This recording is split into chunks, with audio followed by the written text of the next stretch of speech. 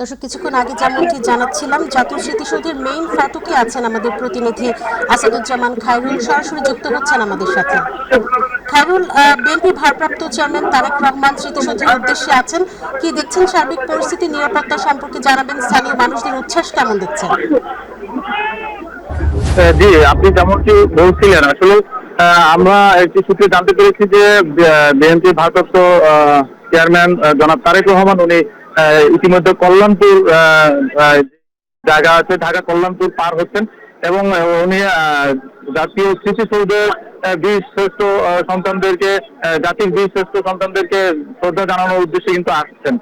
এই উপলক্ষে কিন্তু যদি বলি যে আমরা নজিরবিহীন নিরাপত্তা দেখতে পাচ্ছি এই জাতীয় স্মৃতিসৌধ প্রাঙ্গণ জুড়ে এবং জাতীয় স্মৃতিসৌধর যে আশপাশের যে এলাকাগুলো আছে সেই এলাকাগুলোতেও কিন্তু আইন শৃঙ্খলা রক্ষাকারী বাহিনী কিন্তু পর্যাপ্ত পরিমাণে মোতায়েন করা হয়েছে। এছাড়া বিএনপি দলীয়ভাবে কিন্তু তারা স্বেচ্ছাসেবক হিসেবেও তাদের পক্ষ থেকে এই তারেক রহমানের আগমনকে কেন্দ্র করে কিন্তু মাঠে কাজ করছে। আর যদি একটু আমি আপনাদেরকে দেখাতে চাই যে আসলে জনস্রোত বলা চলে এই জাতীয় স্মৃতিসৌধের আশপাশের এলাকা ধামরাই, সাভার এবং আশুলিয়াতে কিন্তু বিপুল সংখ্যক বিএনপির নেতাকর্মীরা আসছেন।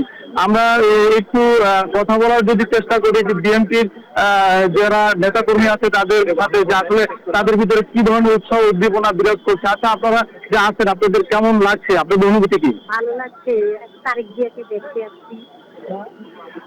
কোথা থেকে আসলেন এবং কেমন দেখছেন, কেমন অনুভূতি? আমি কেরানীগঞ্জ থেকে আসছি।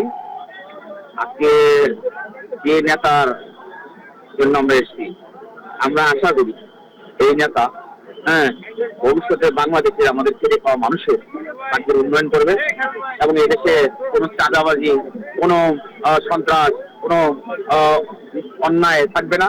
এটা আমাদের প্রত্যাশা। এবং আমরা যদি একটু জানার চেষ্টা করি যে আপনারা কোথা থেকে এসেছেন? আমরা আমাদের যে আপনাদের মানে কেমন অনুভূতি? আমাদের খুব ভালো লাগতেছে।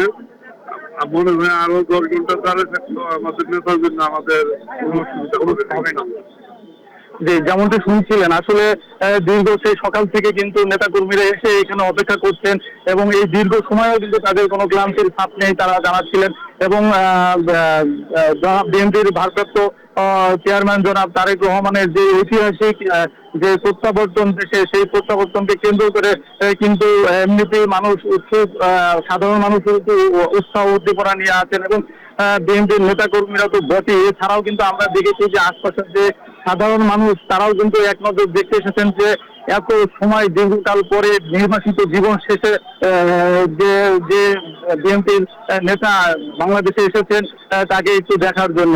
আমরা আইন শৃঙ্খলা রক্ষাকারী বাহিনীর সাথে কথা বলেছি, তারা কিন্তু আমাদেরকে বারবারই বলেছেন যে 4 স্তরের নিরাপত্তা কিন্তু তারা দিচ্ছেন এবং পাশাপাশি যারা গোয়েন্দা সংস্থা আছে এবং যারা ট্রাফিক বিভাগে আছে তারাও কিন্তু সর্বোচ্চ নিরাপত্তার কাজে কিন্তু তারা নিয়োজিত আছে। সাভারের জাতীয় স্মৃতিসৌধ থেকে আমার কাছে এই ছিল সর্বশেষ পরিস্থিতি।